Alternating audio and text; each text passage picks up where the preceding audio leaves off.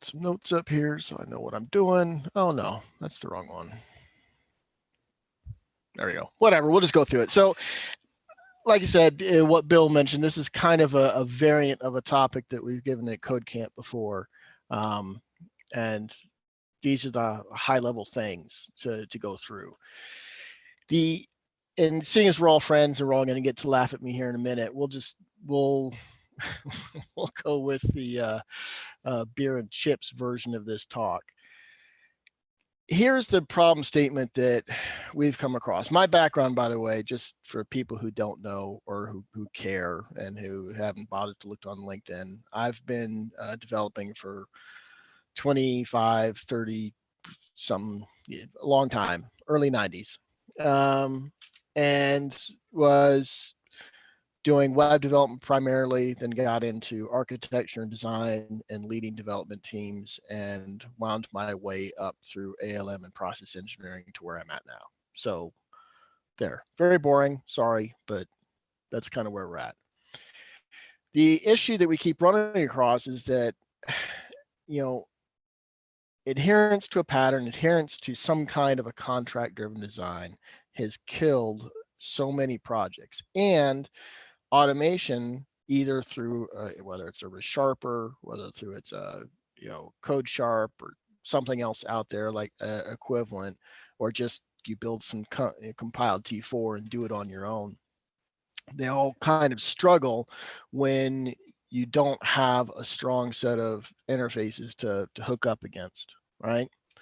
So, well, and in this slide here, I'm gonna wave over my camera at the screen. You guys can't see, but on this slide, what we're talking about here is really just skill gaps, and not even in a mean-spirited way. But you've got juniors coming in, you've got contractors floating in and floating out, or you're just learning a new stack on your own.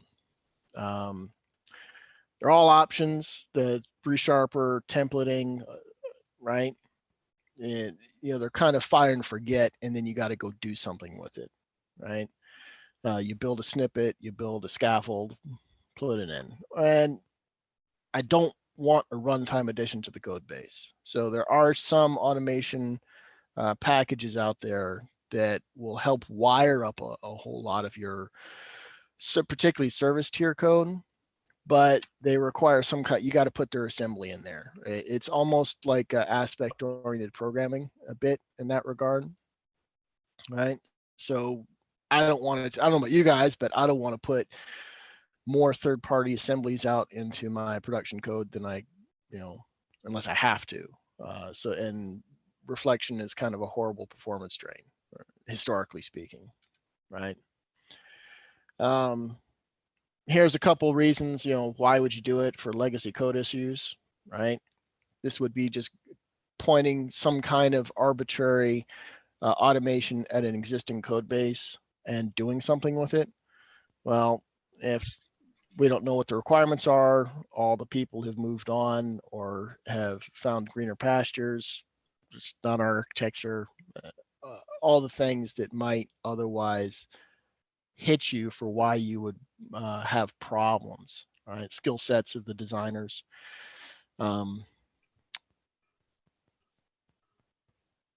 Single point of failure, the beer truck problem. Yeah, that you can tell I was at Code Camp for this one.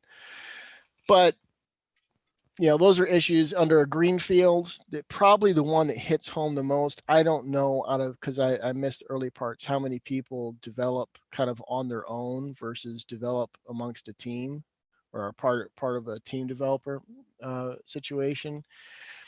Largely, this set of greenfield issues tends to show its head up when there are multiple people hitting the same code base.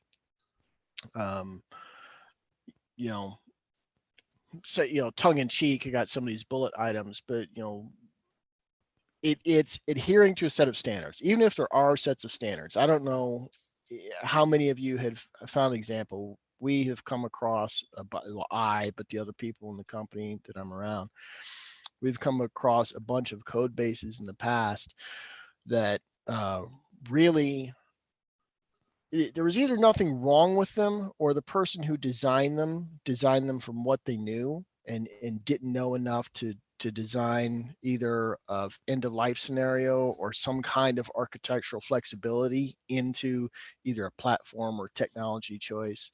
I think some of the UI, the web technologies, are perfect examples. How many versions of Bootstrap are we into now? Not that that's maybe a great example, but some of the Telerik controls, or any of the other things that have a fast iteration cycle. I think even .NET has shortened up its life cycle, right? I think, Steve, you're the one that always knows off Yeah. the top of your So head what's our life cycle on .NET and .NET Core. So for those, I don't know if you guys have been watching this, but we're watching this pretty closely because of some of our customer needs in the government sector. But .NET Core has a 14-year, excuse me, .NET Framework has a 14-year lifespan on average. That's documented by Microsoft. The LTS version of .NET Core is 3 years maximum. And that is the longest support agreement on the market today. The average lifespan for other technologies is now down to an average of 6 months on average. So if you use AngularJS, or if you use some of the other Angular or some of the other JavaScript frameworks as part of your code base, they have a 6-month support window, and that's it, directly in their documentation. So our lifespans are shortening dramatically as an industry, and we're just now starting to feel it because, let's face it, .NET Core we're on version 3 now, but it's not the adoption. It hasn't taken over .NET Framework completely yet. So we're not feeling that first round of maintenance pain. You saw what happened with 2.1 on .NET Core. Microsoft literally killed support for it in 1 week. Right. So the point here is automation is a fantastic tool. It's a fantastic idea. Oh, there we go.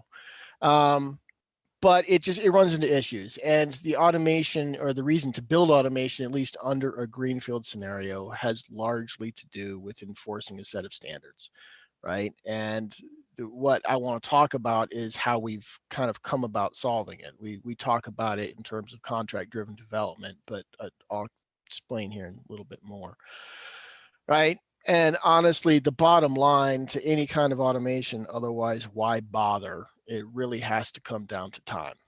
It's got to save you time.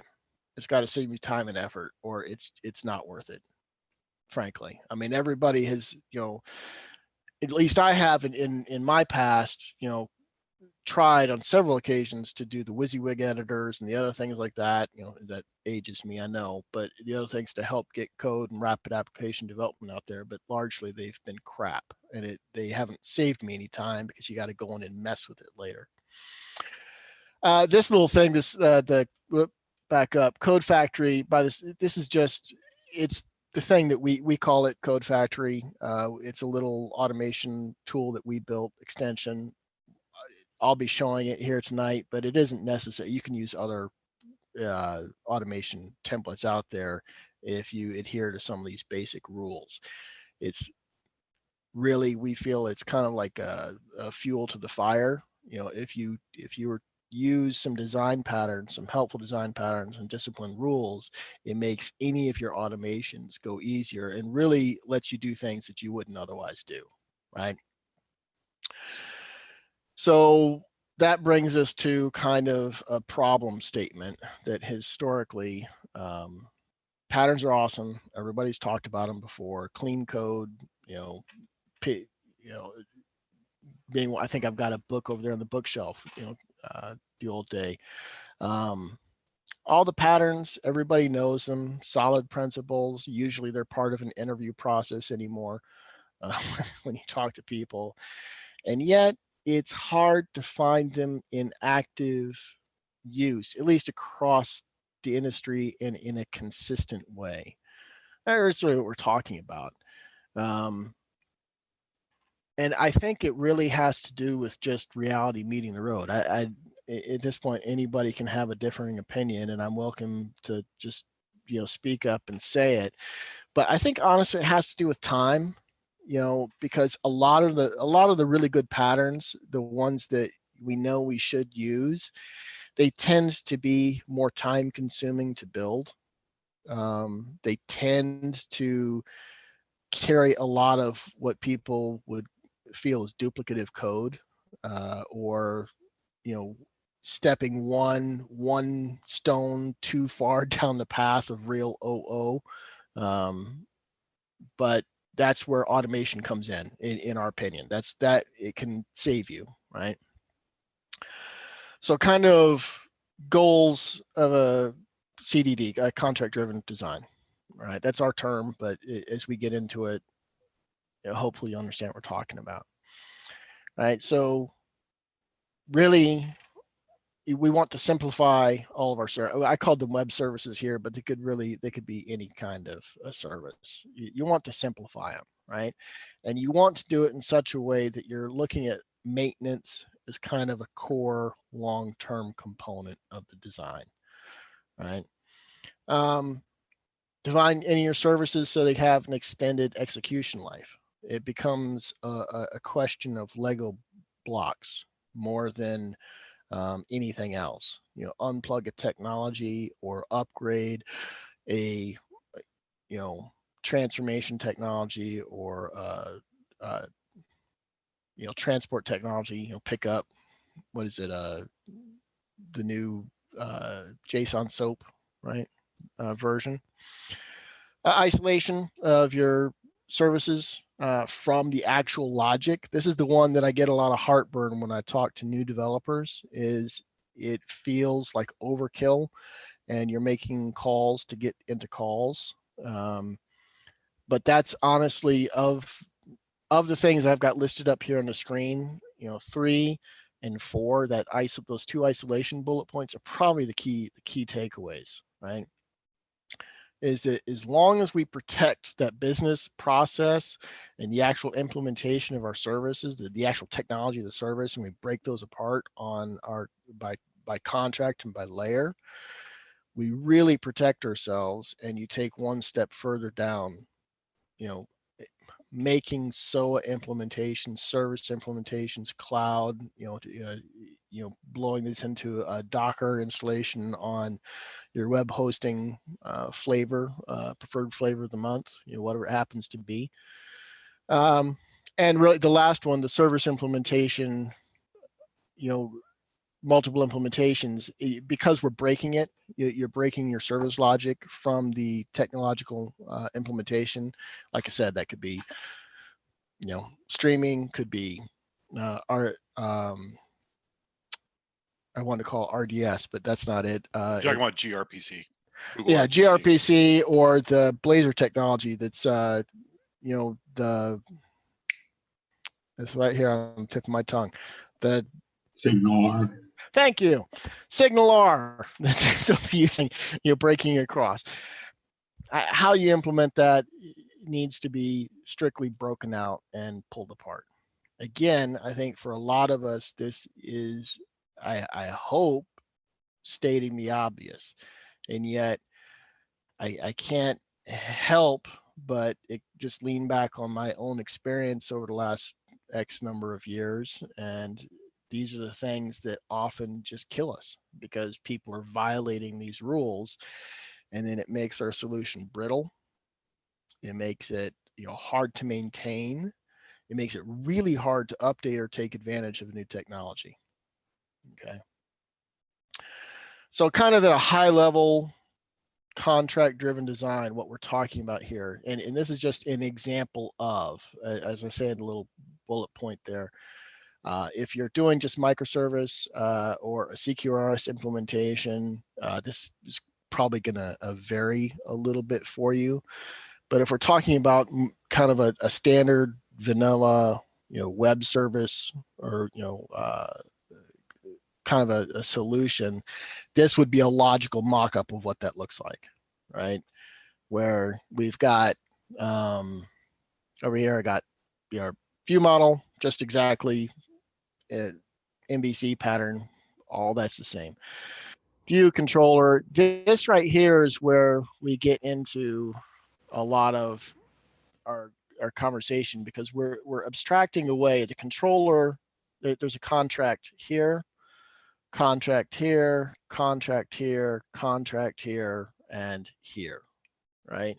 So that each one of these things becomes a pull-out Lego block, so that as the abstraction takes away how to talk to the service. Again, this is straight out of the OO playbook. It's really nothing new, but it does lead us into, as Steve laughs and often describes this as the 7-layer burrito. Oh, I think we're talking about 1, 2, 3, 4, 5, 6, 7-ish. So, and then this is just standard global model, frame globalized stuff, right? Again, I hope people have seen stuff like this before, and this by itself is nothing new, except it's busier. Oftentimes this, and this get compacted. So your controller knows how to talk to the service directly, right? It picks up the technology stack, grabs the dependency directly and just makes a call, right? What you'll find is here, and here tend to be pretty much passed through. All right. Make sense so far? Anybody have massive objections to what I'm talking through? Again, I'm kind of hoping that this is I don't want to belittle it and say no duh, but again, just historically, these are the things that have bitten the designs that we've come across. So John, the one thing to add into this so we make it clear is one of the core goals of these contract points between layers is they only use .NET standard technologies only. So so as we expose these layers, as the entry point into the target Lego block, as John was calling it, only uses .NET standard capabilities, POCO objects, anything that falls under the .NET standard stack, whether you're using 2.0, 2.1, depending upon what your goals are. The goal behind that is to allow for easy decoupling over time. So as we get into the abstraction layer, the controller talks to the abstraction layer using just literally .NET standard only contracts. Obviously the service tier, or the abstraction that the service tier uses the native technology integration for that particular abstraction. So whether it's gRPC or WCF or whatever, Web API or Signal R or whatever floats your boat, the goal behind that is to allow you to give a very clean and easy way to decouple in a long-term goal. Because if you think about .NET Framework and ultimately .NET Standard at this point, they're going to be around 10 plus years from now. Those contracts aren't going to go away. Entity Framework will go through more overhaul. Who knows what web service technology we're going to get next year? I mean, we're already on the Google RPC. They're already trying to kill WCF. Web API is getting some more love in the near future, and we got some other stuff coming down the road that hasn't even been announced yet. Yeah, I mean, the point here is that logically speaking, each one of these blocks we should be able to pick up and drop in a new one. Again, I hope that's not a shocker to anybody, and it's a design, right? So, drop that off. Well, how do I undo? There we go. Hey, there we go. So drilling in, more specifically to, a service layer, right? Where you've got the endpoint, public, private, it could be sitting in a Docker container somewhere. It could be up front servicing a page, really doesn't even matter, right? Where again, we've got one more abstraction sitting here between logic, the actual logic and the call. Again, this feels or oftentimes ends up being mostly a pass-through, right? This is also a great point if you're doing aggregation. Now, this is where we can get a little religious, and I'm not trying to go there on this particular talk, but just how far and how much Kool-Aid do you drink on OO land, and how do you go about doing the aggregators, and how far do you break them apart, and at what point do you reassemble them? Are the lower level, just straight CRUD operations down here at this level, and then we aggregate up according to the business logic. You know, those are probably highly dependent on the solution you're building at hand, right? So service layer roles. This is where we get into not even this is where we describe, okay, if we're going to have a contract, which means that each of my layers is going to do a thing, right? Or a series of things, and they shall not do other things.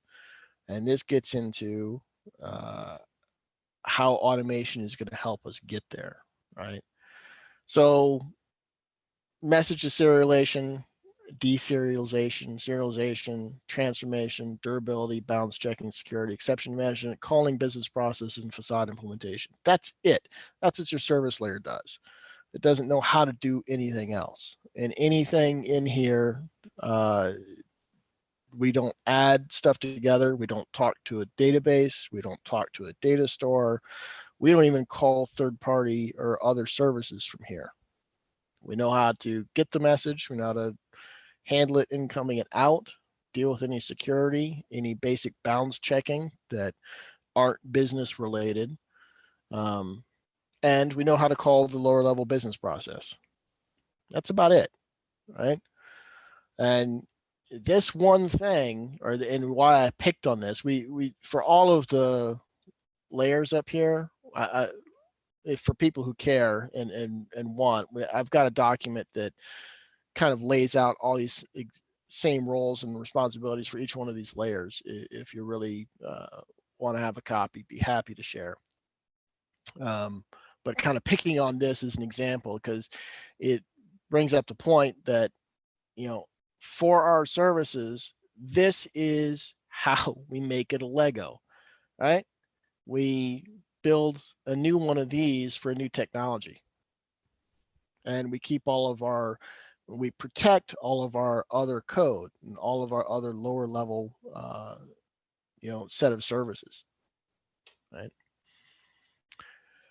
Okay. So that is pretty much going to roll up through the walls of text. Do people have questions, concerns? Gee, that makes sense. That makes no sense at all. I know looking at walls of text and hearing me talk is not all that much fun. So I figured we would get into the code more than this, but I want to give people an opportunity to kind of lean into this design, because in my experience, and I guess my opinion, automation that doesn't live off of a design that has a lot of these attributes is really hard, because they tend to be fire once and forget. They tend to basically be a case of scaffolding, or kind of really advanced scaffolding without the ability to do anything else. Whereas on the other hand, if I can use an automation to reach into a service layer, and I know I don't have any business logic, I'm just making calls because I've got a contract, and I know what my lower level business process is because I've got a contract. Well, then it's plumbing. Then things like logging, like bounds checking, like exception handling, that's plumbing stuff. And circumstantially, I have found that makes up a good 45 to 50% of any application if done correctly, but is oftentimes one of the things that's left behind. So automate that. If I got a contract and I've got all my parameters in the contract, I know what all my security is. I don't need some guy at $80 an hour to sit and type that in. None of you do. Or even for yourself, because it bores you to tears. Well, build the automation to do it. But unless your automation has enough road markers and things to pick off of, you're going to find yourself in trouble in that regard. So, CodeFactory. Sure. We got a question or a comment in chat that said, from Robert, said, exception management. Should the service hide all the details of the exception and simply log to its own log? I think that is okay. I'll give you my opinion, and then I'll give you where I think I'm probably wrong. When I'm sitting up here at the service layer, at this level, at the abstraction, I'm going to probably eat most of the exceptions and send back just those friendly things that, you know, this is going to know how to deal with. It goes back to the old standard of exception handling, is deal with what you know how to deal with, throw the rest up the chain, right? You know, log it in all cases, but, you know, the chances that my view and controller up here has any idea on how to handle a data access problem because the database went offline, or and that, you know, whatever, you know, something in the HA cluster fell over, is almost null. So at this point, it's going to be largely informational. My personal practice and what I tell people to do is log it always, deal with it if you can, but the third part of that is always throw up at least something, right? We have actually gone to a practice in most of the solutions that we develop and we help design, where we use managed exceptions, where we wrap them up and toss them, which is another thing automation helps with, because at that point, then it is the wrapped up under the exception that gets handled with the new exception message, the generalized exception message, the JSON one. Yeah, can't think of it. All right. Well, at any rate. So John, let me cover that real quick. So to answer the question, what we do in this type of design is, you asked, the question is exactly right. What we do is we log the exception, and once we log the exception, we then throw a generic exception type that covers the type of category. So let's say we're having a problem at the service tier level. We have 11 different exception types that cover different scenarios. Is this a communication problem? Is this a security problem? So it gives some informed information up the chain on the type of problem that occurred, in case you want to do a retry, or you just want to go ahead and fail it. We give you just enough data to make decisions at the higher end of your process without exposing any critical data. Yeah. Having said that, you could choose to throw the entire exception all the way up the stack. I wouldn't recommend it. So, all right, so let's pop down here. Okay, real quick, like I said, talk about automation. So what we did for the automation that we built for ourselves, you guys can use, you know, talk to us. I'm in no way trying to say you guys got to use ours. You don't, or, you know, be happy to talk about it and explain what it is we did in way more detail, kind of separately. But so we built a little automation to help us in this regard once we came up with these rules and tenets around contract-driven design. And it's an extension that goes into Visual Studio and basically wraps up Roslyn and integrates with Visual Studio, the IDE itself, so that we have an operating model of your source code, right? So classes, interfaces, structures, enums, attributes, types. Basically, if it's a C#, it's where we start, C#.net, we can get at your code and give a model so that you can make decisions and do stuff with it. And I'll show you what I mean. The way it works is there's two parts. There's a runtime that does that, and then there's an authoring SDK. Obviously, how else would we do any of the things we're talking about? You create an action, you build the action, that CFX goes into a root of some target, and then every copy of Visual Studio that has the runtime enabled will just read it, load up that automation, and make it available, right? So that's exactly what I said. So greenfield. All right, let's get rid of stupid text. So John, while you're loading up, you're getting your demo ready. Some of the other tools out there that are really good for this type of things are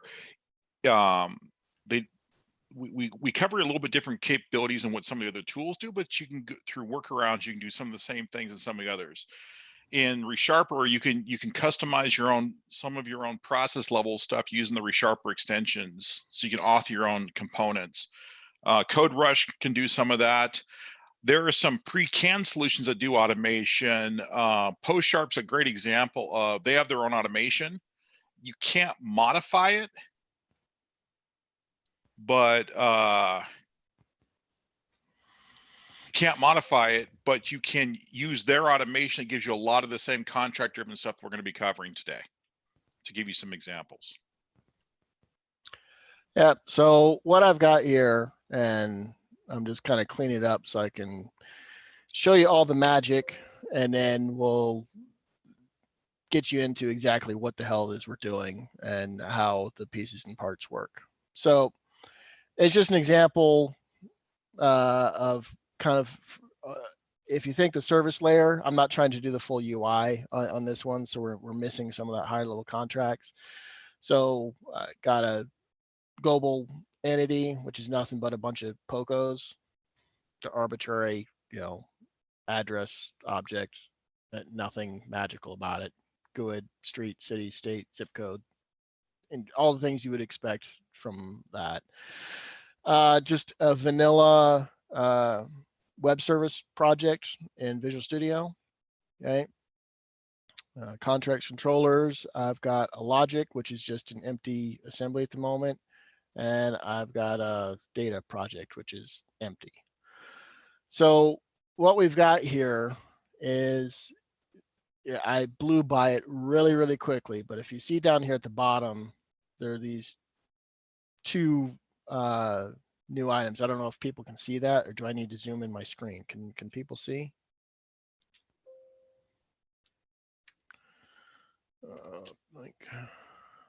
I can see it. Okay, let me see. There, can people see that better? Yep. Okay.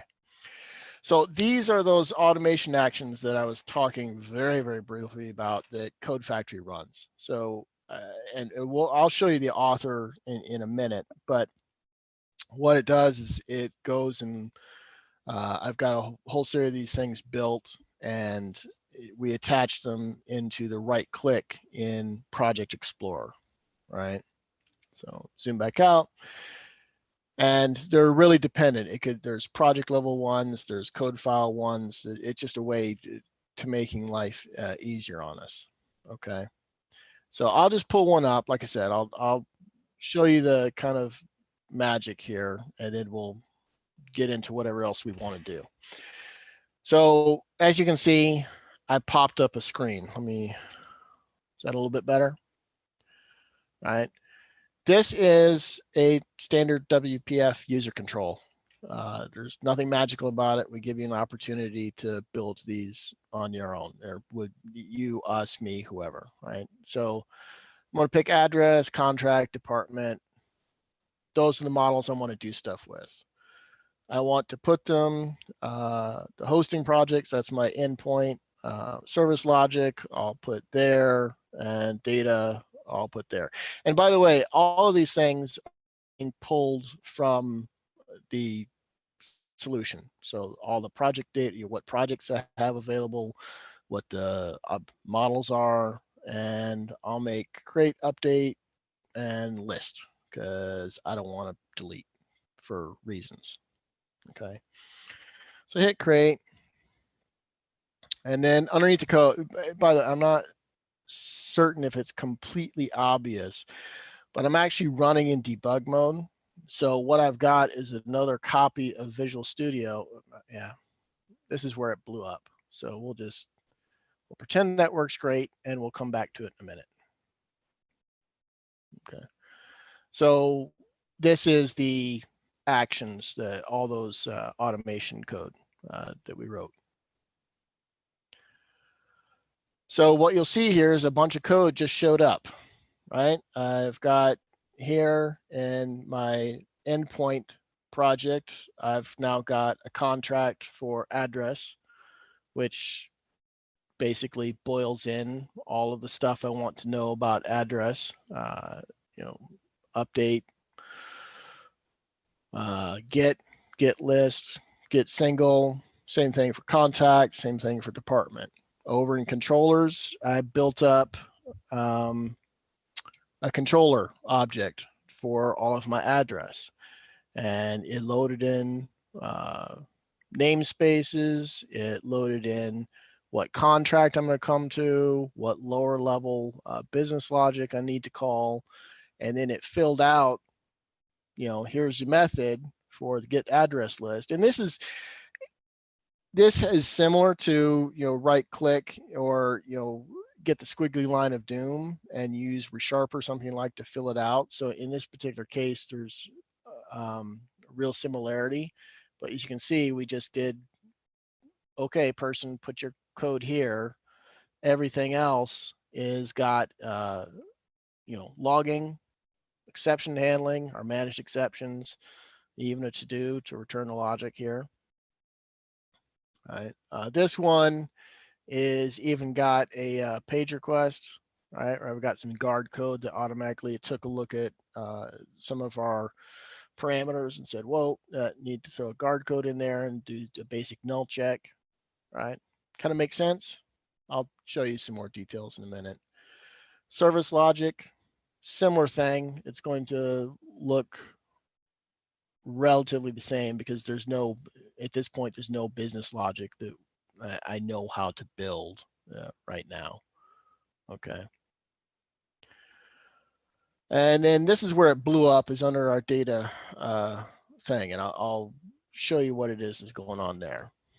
So let's hop over to actual CodeFactory. In fact, I'll just shut down the debug session here and then pull it up and explain what it is we did. So let me pop up CodeFactory, actions, dialogues, and templates. Pretty straightforward. So I've got a bunch of other demo actions in here that I've just deactivated for right now. We can get into it if you guys want to see it in a little bit. I want to be aware of time. We're already burned through an hour. So the one here that I'm showing everybody is this build services. Underneath actions, there's dialogues.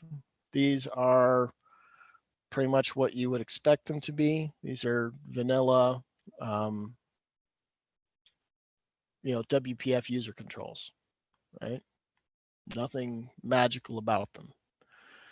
And then probably the biggest magic that we've got going on is all of these T4 templates, right? So yes, underneath the covers, we are in fact using T4.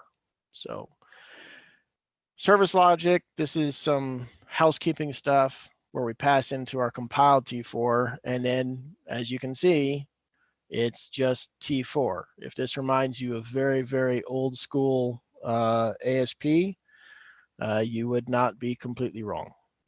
Or honestly, a reboot of Blazor. Razor syntax looks strikingly familiar. So back that up. So what it is that happens under build services is, we're hooked in, build service tiers. This is so we know which service we're talking about.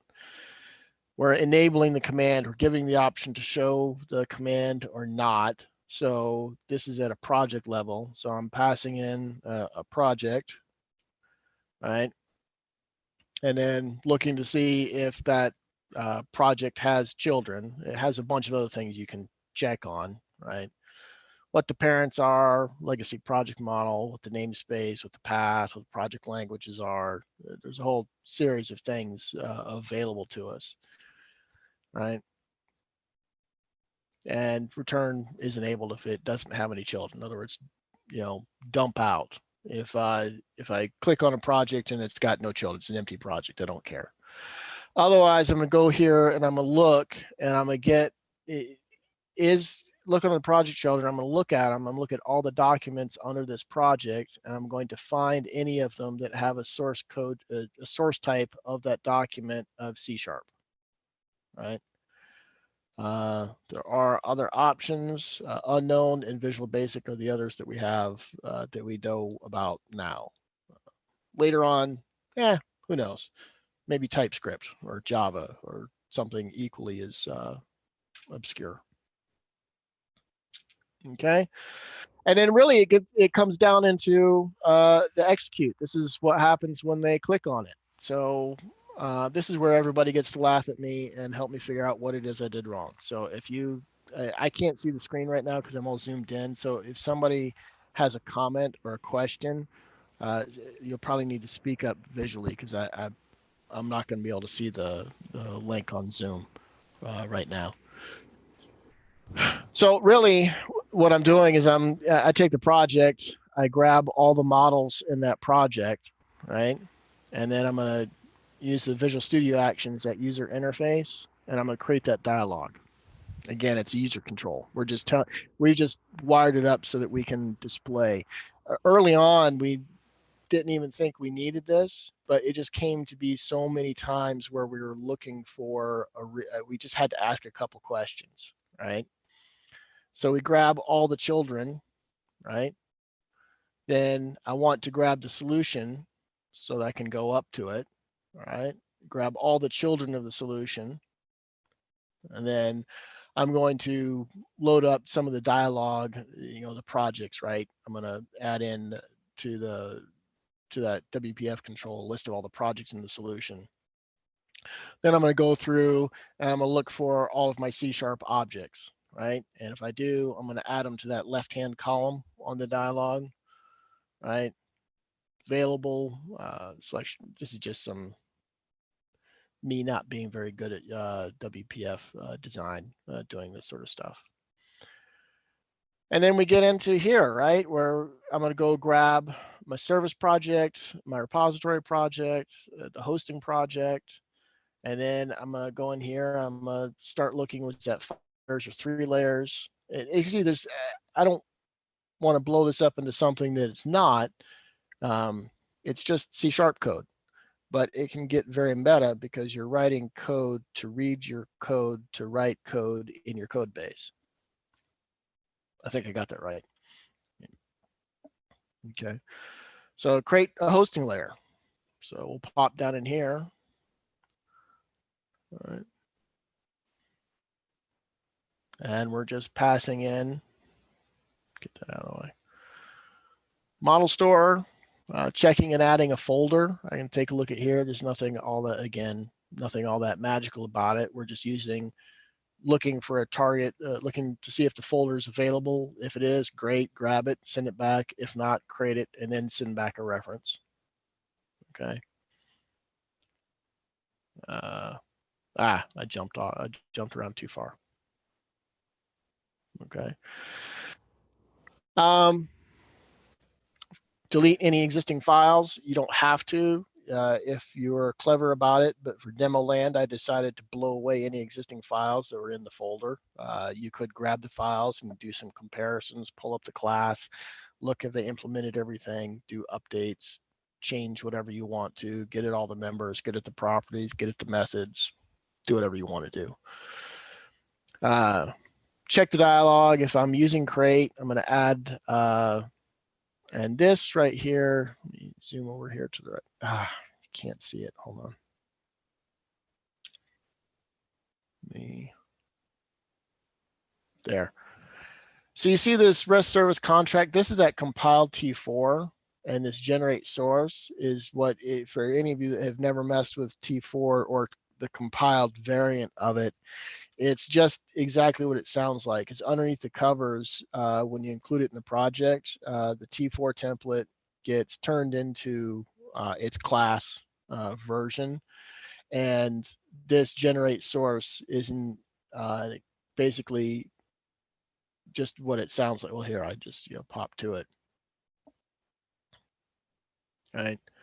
Where it does just a transform text, right? And we pass in this model store. So it's just, this model store is a bucket. It's a in fact, I think it's a dictionary in this particular case underneath the covers, but it's a bucket of way to get information into your T4 template so that your T4 template has some stuff to make some decisions off of.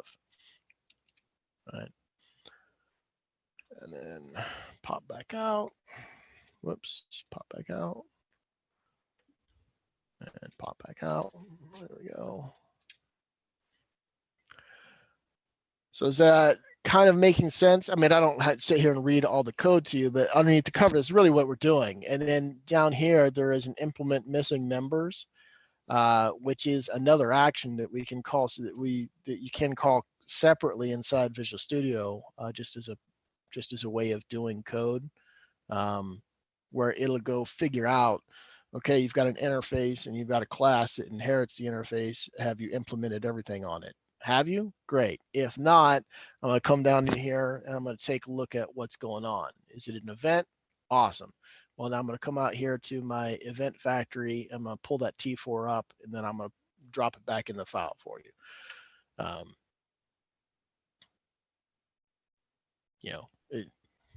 So John, one thing to cover here real quick is as you're jumping through the API, let's go up one level higher just for a minute on the way it works. So these guys have a little bit better idea of how everything ties together. So basically the way that this thing works is when you right click on a node in Solution Explorer. So John, just right click on any one of the nodes in here. What ends up happening is underneath the hood, CodeFactory real-time compiles that source code or contacts the project system underneath the hood on the fly and generates a model.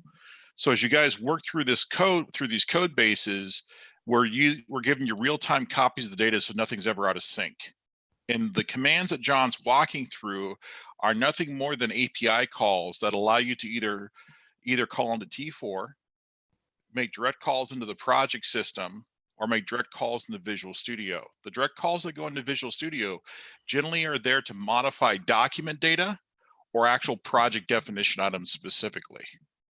The components that John's working through, where he's displaying things on the screen, we're wrapping that user control into a WPF window that's hosted by Visual Studio. So some of the calls we're making, we're just wrapping up all the Visual Studio calls you guys would have to do by hand. So we're saving you a couple hundred lines of code each one of these items as we go through it. Right. And, kind of wrap this back to the, design, the, walls of text you talked about earlier, right? So when you come out here and you build these things, right? Interface, method, right? So here's the T4 where I'm going to go build out a method. Right. So there's new line, right? Do we have any attributes? Yep. We're going to load them up, right?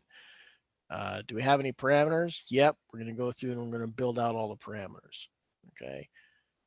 Add execution logic here. This is the part where you can go crazy. As you can see, we've put in our try and our catch. So this is how you go about enforcing all that lower level plumbing code, that for no matter how hard we try and how hard you do a code review, it seems like that gets left by the wayside in so many times, right?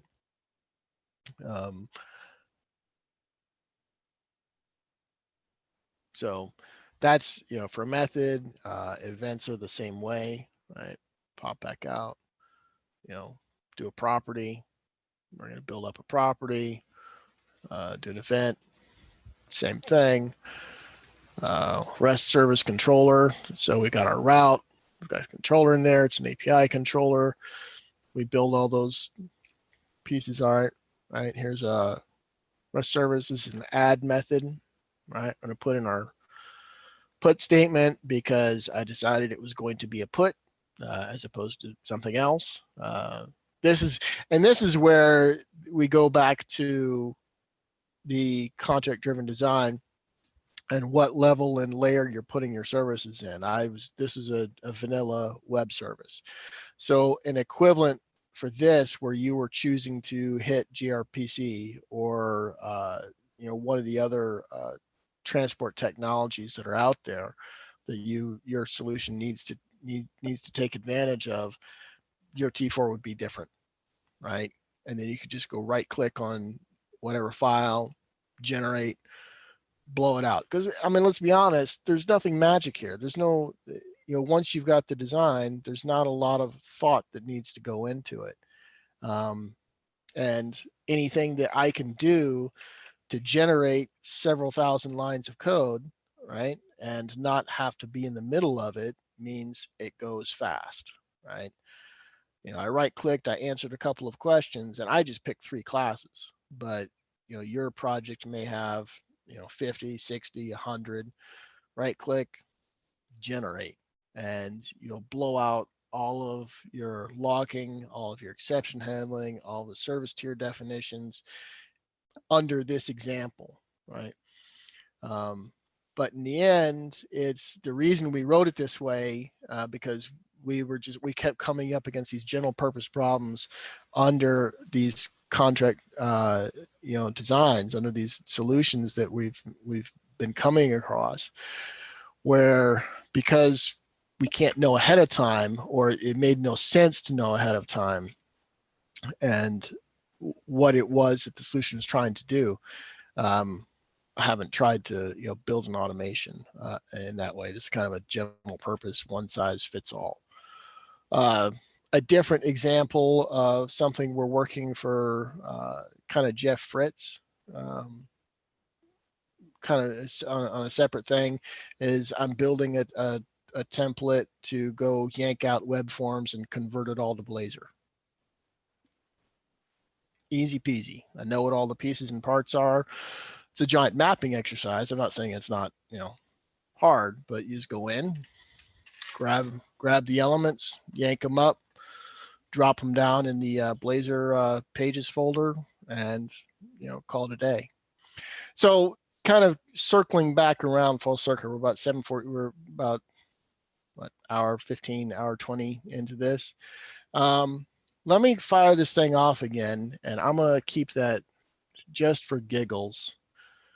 Let me put that breakpoint back, and let's see if I can figure out, maybe somebody can see it staring at me, what it is I did wrong, because there it is. This set of code, I know I blew by it really, really quickly, and I apologize, but this set of code is looking for aggregate classes. So when it goes to build the repository pattern, the design choice I made when building this was to break it out so that each repository really only understood one first class entity on its own. So all the CRUD operations for a person, for an address. But if you've got a higher level or an aggregate entity type, it comes in here and it queries and takes a look at each of those properties and says, okay, is there a property on that class?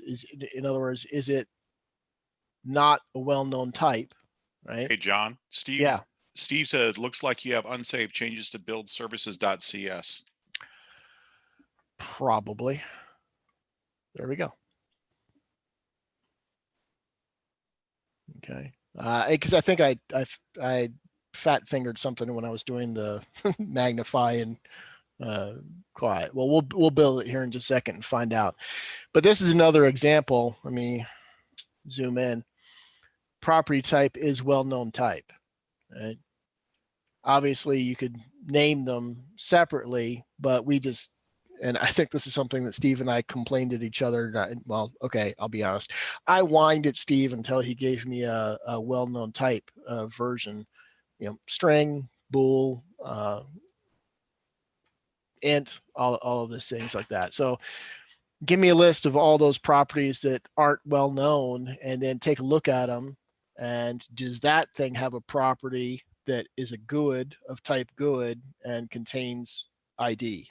It was pretty arbitrary, but I just decided that was going to tell me that was a first-class citizen, an entity that needed its own repository. So if that's true, come build out a repository for that object first, and then go back to building the parent repository. So All right. Let me pop this thing off. And what I just didn't notice is I just hit start. So it's a debug because this operates as an extension inside Visual Studio. So it's going to fire up a new copy of Visual Studio. Going to load up my demo service project. And then we're going to sit and watch paint dry for a minute because I'm in Visual Studio debugging Visual Studio, which is choosing to load up ReSharper. So anybody have any questions while we wait a minute? Need to go grab some refresh on the liquid courage or whatever else you're using. Yeah. Where do we get CodeFactory? Probably from us. At this point, like I said, you know, the point was you don't have to use CodeFactory. This happens to be one we wrote for ourselves because the other versions that are out there were either like, was it Post Sharp is a great example. They're pretty good.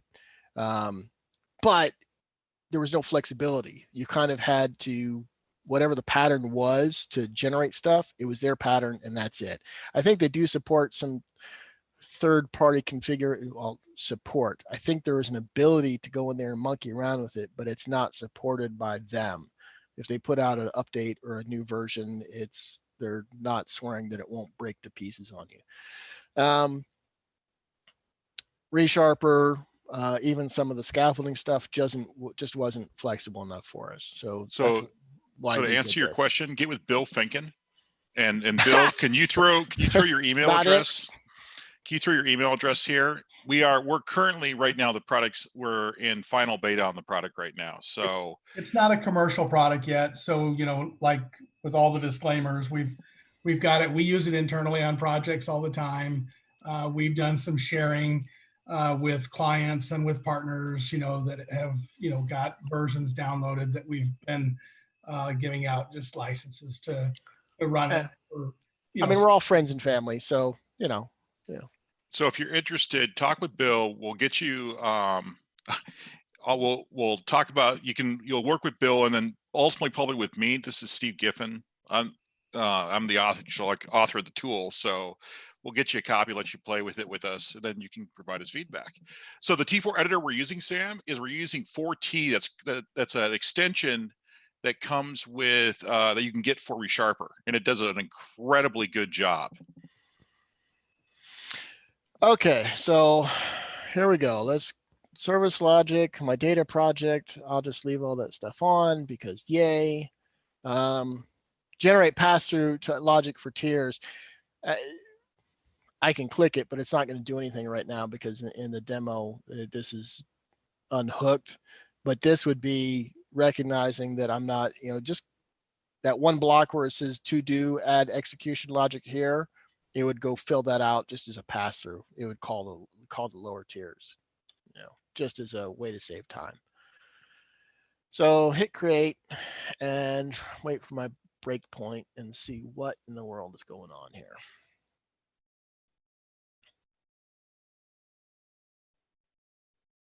Yeah, again, I want to stress and don't give people the impression that we're just trying to shell out our own version. You don't have to use CodeFactory to do any of what we're talking about. And it's really those layers that make all of this possible, because whether it's our tool, somebody else's tool, with a tool just compiled T4 you write on your own, really doesn't even matter. As long as you have those discrete hooks and you've been diligent about breaking up your code and your design in a way that you've got those active Lego blocks, a tool like this really makes it work well. So, all right, so I'm all the way down here.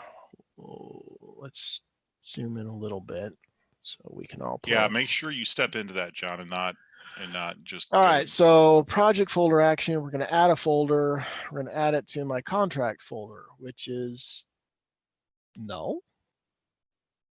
Ha, I think you've answered. Seems to be a frickin' problem.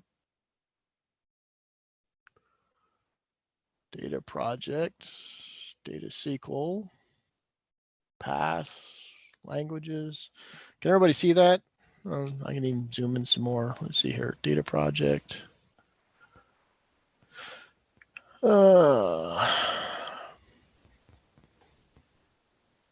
Contracts folder. Why is it no? Yeah, that would explain why it's exploding.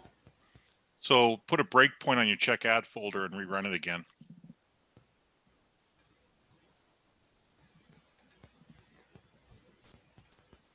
That's the correct place. I is dumb. What is going on here? Put your breakpoint there and Yeah, just I'm trying. I'm zoomed in, and so it's not behaving here. Hold on.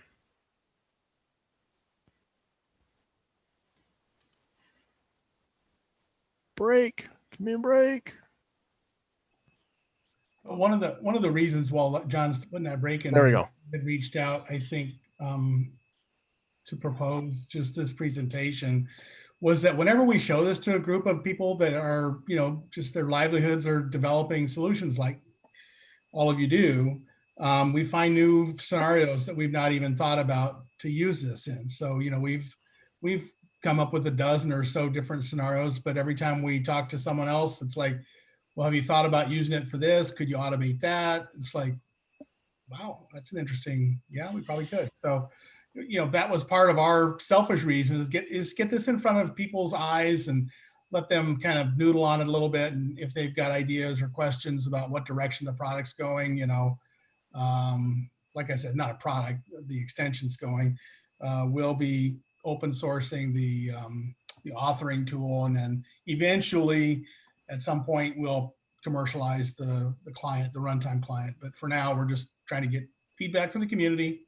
You know, so people are using it, great.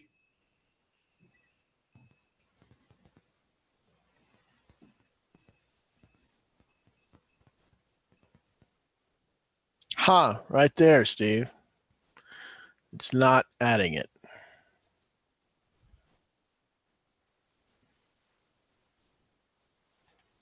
does it already exist?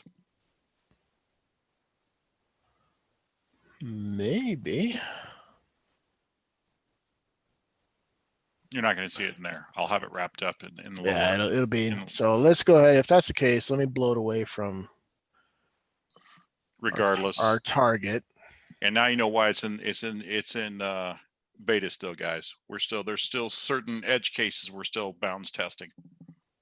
Yeah. Again, it's, you know, there are other versions out there and other ways to get it done. Come on now. I'm not blocked up. No, just take them out. Okay, there we go. No, it's empty. Actually, I wonder. I bet you the folder exists. Yeah, Visual Studio, wonderful, awesome tool that you are. It's awesome till it's not. Right Yeah, there. so this is, yep, go ahead and kill it. Boink. Yeah. There we go. How do you really feel? Yeah. Embarrassed? I don't know. So what you're dealing with here, just so you guys know, is part of when we put this together, the ability to manage the underlying core project system is dependent upon the whims of the Visual Studios. There's certain APIs that we're stuck using that I'll put some additional guard code in there to check the file system since Visual Studio isn't doing it for us. So we'll fix that so this is why we do beta testing. Yeah, all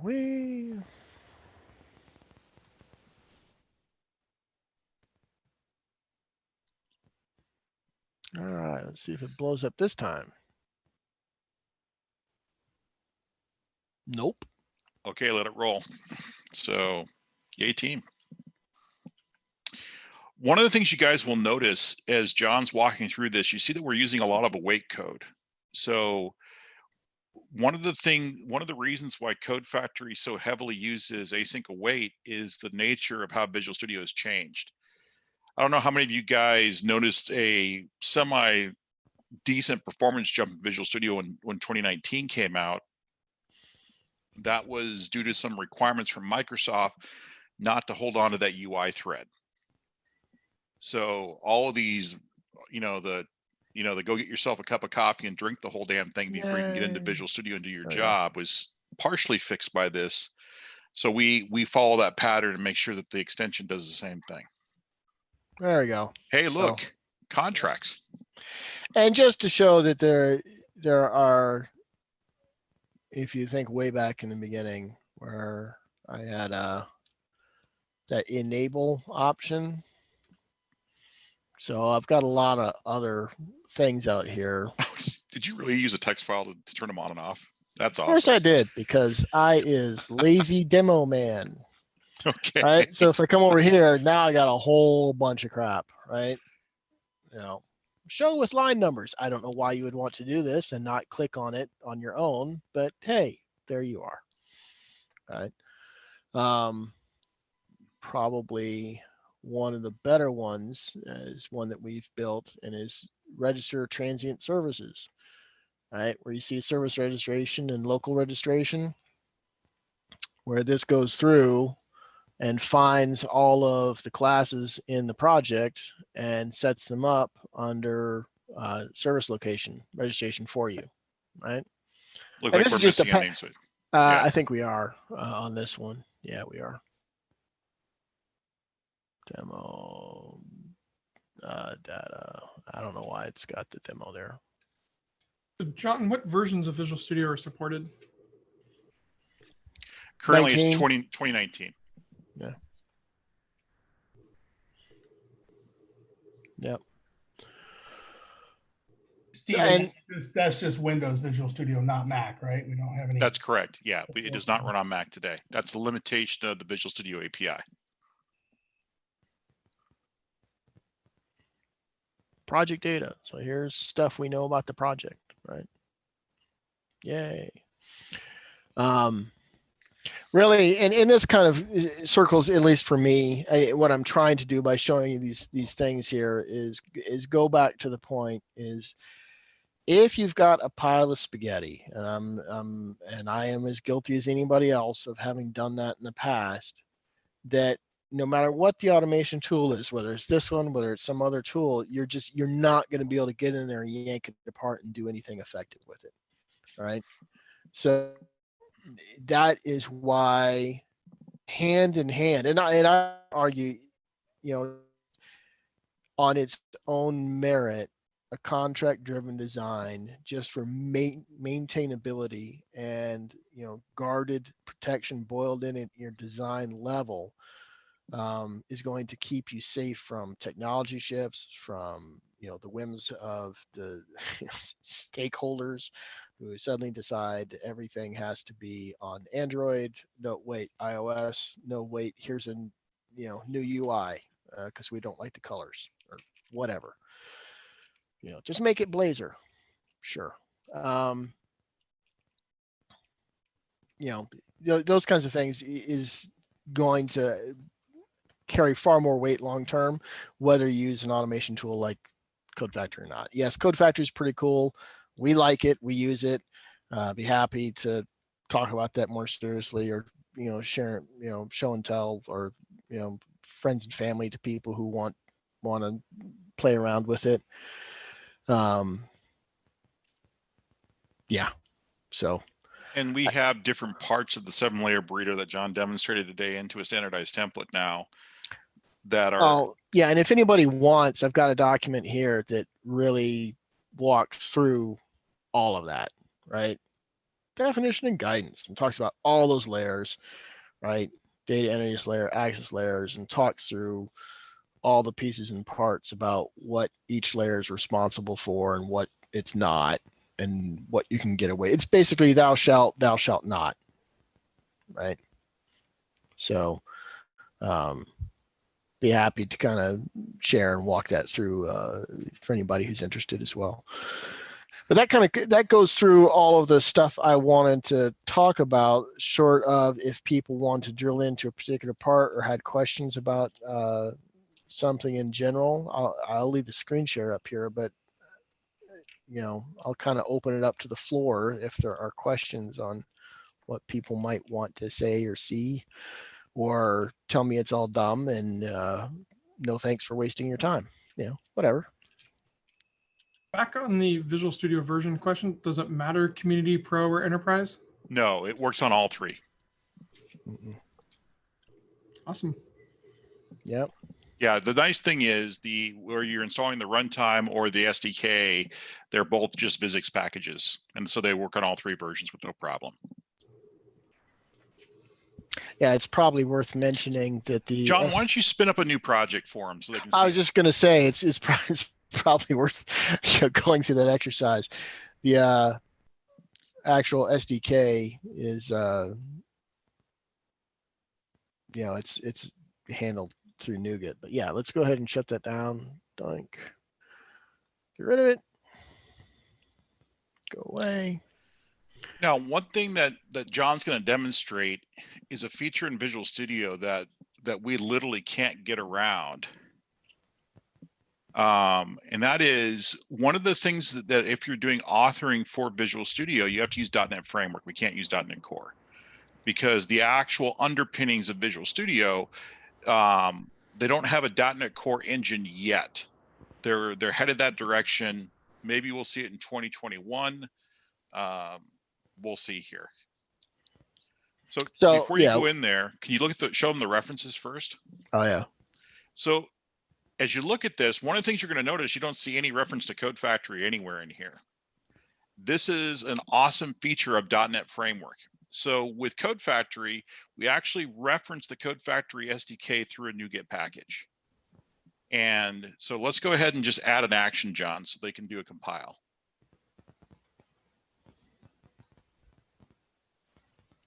So you notice when you go into Visual Studio, you'll see there's a CodeFactory option on the left-hand side. And then these are all the different things you can do. So let's do a project command. There we go. And let's just leave it default. So that error message that you just saw pop up gets fixed after the first compile. So let's do a clean and build. Yeah, it's new. There's nothing to build, but yeah. Ta-da. So now you'll notice the CodeFactory SDK shows up. This is a bug in the .NET Framework build. Unfortunately, this is something we just can't fix. I've got a couple of complaints into Microsoft. They said they're not going to fix it because it's .NET Framework. Yep. And we just got to live with it. So, but after you do your first build, it's okay after that, from that point on. For what it's worth, yeah, you can create a user control. You can create a document command. And basically what this means is that, so whenever you create a stock command for ourselves, it passes in so it's passing in a project object, a VS project, a C#, and if I add one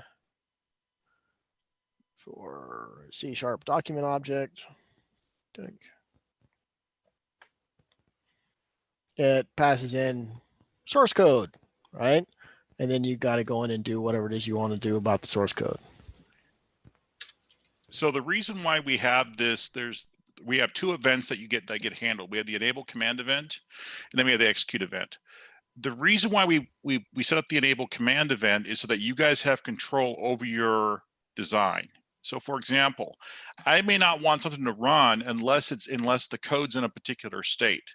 A great example, if I don't have any missing members, I don't want that logic to run on a particular class. Or if something, or I'm going to run it every single time. All we do is there's a Boolean value you return back true or false. Should I show this command? Is it enabled? Yes or no? So in this example, John's going to make sure there's an actual class in the code file. So if it's an interface-based code file, it won't show up on the screen.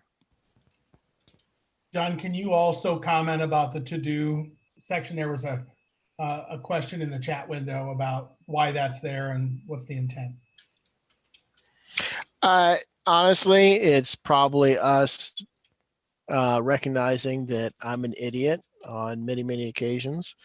And when we shell it up, we just put this helper in there, add logic determine this command is enabled because it's false by default. What that means is that anytime somebody right clicks on the Solution Explorer, is if this enable command returns a false, it won't show. that's why we put the to-do statement in there, just to give you a friendly reminder. Hey, put some logic here, or else it'll never show up on the screen.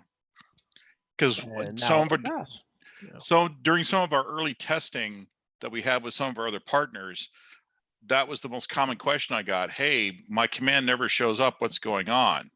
That's why we put the to-do in there. Yep. And let me see, another thing of note is, so project folder, solution document. Oh, the document and solution document are both put in here. Basically, is there anything else that's not C# right now? It could be in config, could be XML, could be an ASPX file, could be. So the solution document means it's underneath a solution folder, or underneath the solution folder in the Solution Explorer. The document command is anything that's not C#. So if I want to go look at a JSON file or an HTML file or whatever else, one thing to keep in mind, guys, is you have full access to all of the .NET framework with CodeFactory. So what that means is the other project that John's working on, where we're currently building a demo for doing real-time conversion of older web form projects over to Blazor, we're actually grabbing AngleSharp, loading all the AngleSharp libraries in here. We're running the real-time HTML parser as part of our command structure. So we're not going to go build a custom HTML parsing engine for CodeFactory. We don't need to. AngleSharp took care of that. So we just load those libraries when we need it and put it in as part of the deliverable that gets output. Yeah, and that's where it gets a little meta. You know, writing code to write code, to read code, to write code, to build code. So John, can you go expand the T4 file for a minute so that we can explain how that actually works? As long as I'm in being happy, I'm going to do the user control just so that I've got one, and then I'll come back to it. Okay, so are any of you guys using T4 today in your own work? Okay, so Mike is. God bless you, Mike. Good. That's always the gift that keeps on giving, getting T4 to behave. So John, right click on the TT file and go to properties on it. So one of the things you're going to notice, and Mike, you may be already doing this trick. You need to, see the mode that it's in right now, where it says text templating file preprocessor as a custom tool.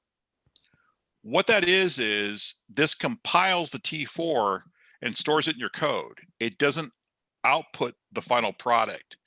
So what we do is we don't output directly to a file out of T4. We pump it into a text string that then we can then inject anywhere in the document we want.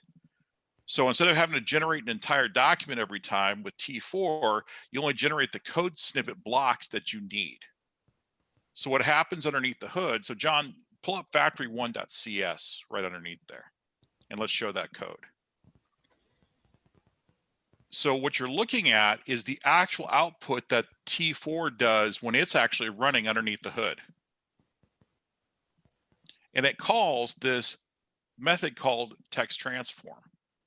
And that's how T4 works underneath the hood. So all we're doing is we're putting a helper method at a static helper method that allows to update parameters or properties that we inject into the T4 class that then allow us to, as you can see there. So this is a fun little trick you can do on your own, by the way. If you want to do that on your own project, this is a fairly straightforward and easy thing to do. We're not doing anything magical out of the box. This is Visual Studio functionality to make that work. We added the transform file, and in the transform file, that's where we do our injection. And we pass all of our data along. And then we call the text transform, return back the string. Just different flavors of said Correct. transform.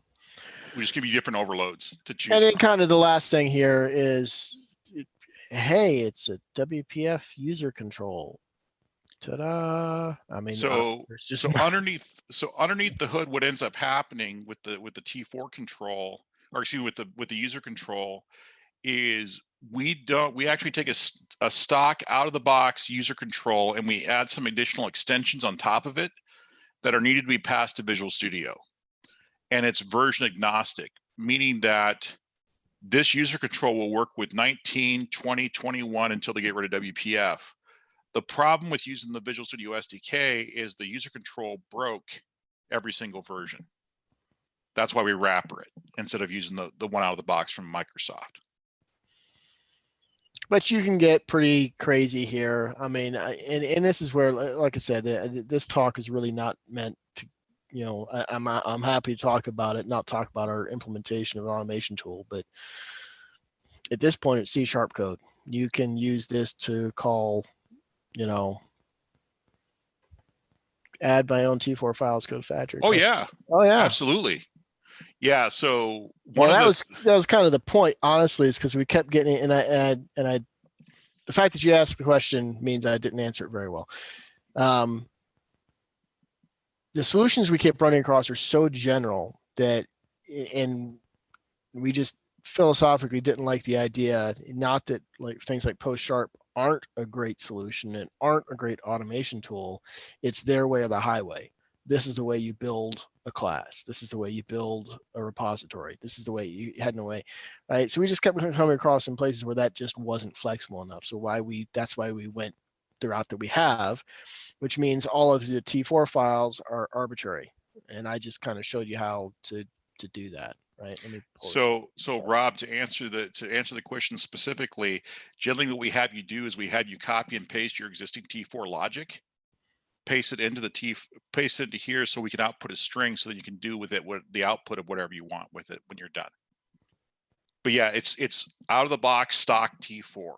There's nothing magical that we're doing to the T4. We're just setting some properties for you so you can pass some model data in to run your own logic where you need to.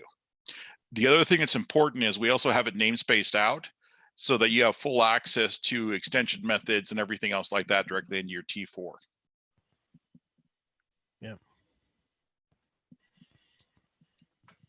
So like I said, there's more stuff out here. In fact, this is an older version here, but just to command read web form, right, where I'm passing in. You're showing them the just a little. angle sharp. It's the document, and then we're using angle sharp. Somewhere down in here, right? Loading up the ASP or loading it up, and then using the angle sharp to go through and figure out, okay, here's all, you know, here's an ASP content, you know, tag and all my other tags that I need to, you know, snatch and change and map out and turn into Blazor specific code. All right. So cool. I don't, Rob or anybody have any question? Oh, from Rob to everyone, a note. A note.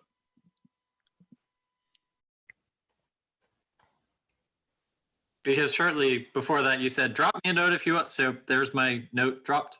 All right. Okay, fantastic. So I think I've kind of run out of steam unless there are questions. Oh, yeah, this document here, this one. Yeah, sure.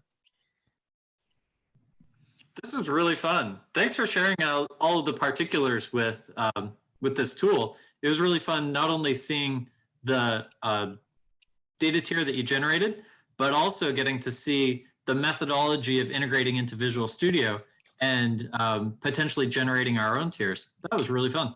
Well, sure. And like I said, you know, as awesome as that is, you know, you have the fastest Ferrari in the world, but if all you got is a pitted gravel road, you're not going very fast. So kind of why I wanted to start and really talk to how automation, you know, really gets going is around some real stringent rules. The stronger you are,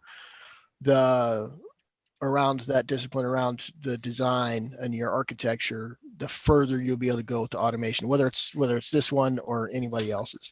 Matter of fact, we have found in our particular case that attributes are just super crazy road markers.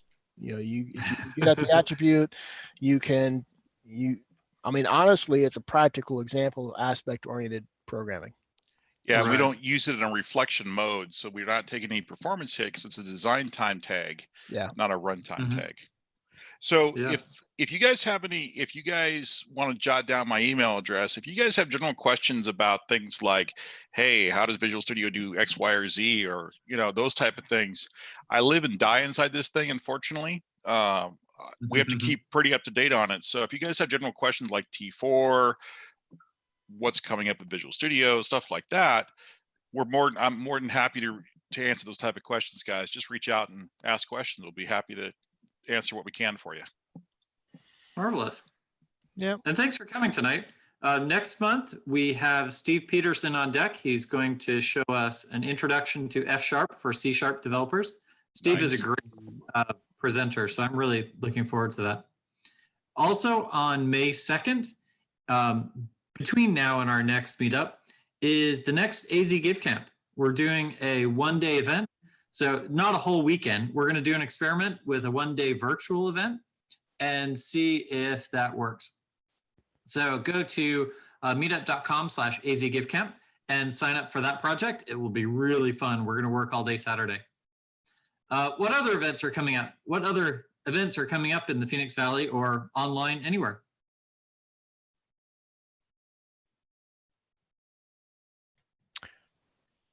Yeah, I don't. Given all the pandemic stuff, I don't know of any that are currently in the office. Matter of fact, most of the ones I was set up for have canceled. So yeah, there's that. Yeah, me too. There's definitely a bunch of conferences that have gone virtual. I know you mentioned Jeff Fritz earlier. I know he's getting ready to announce the Live Coders Conference, the second run of it. They just did a 12-hour conference on Twitch, which like a week and a half ago. So if you follow his channel, it's C# Fritz. Some point in the next week, he should be announcing that. That was really cool. Totally free content for 12 hours. That sounds really cool. Actually, I'll have to put a count and put a reminder on. That's awesome.